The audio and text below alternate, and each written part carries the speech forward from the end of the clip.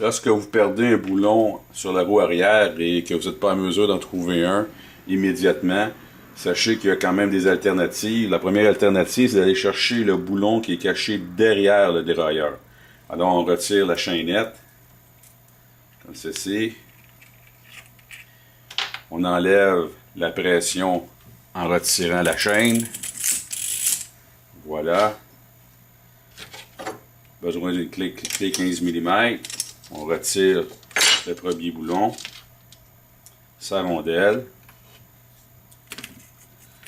qui donne accès au boulon désiré.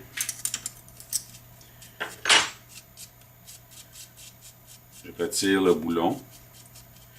Je vais vous montrer que quand même c'est quand même sécure au niveau du système. Vous voyez que c'est ici la rondelle spéciale qui permet d'empêcher que la roue tombe.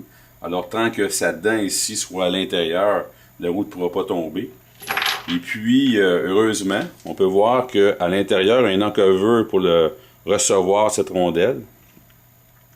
Et si on l'appuie bien à l'intérieur, on voit qu'elle épouse bien. On penserait même qu'elle a été conçue pour s'insérer à l'intérieur, comme ceci.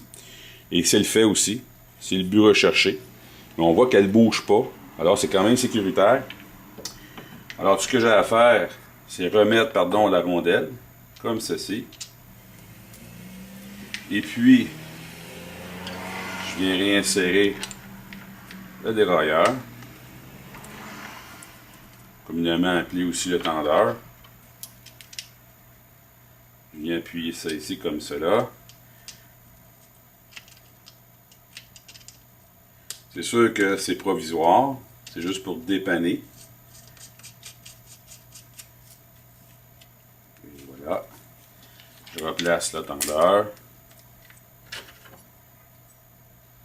Je resserre le tout.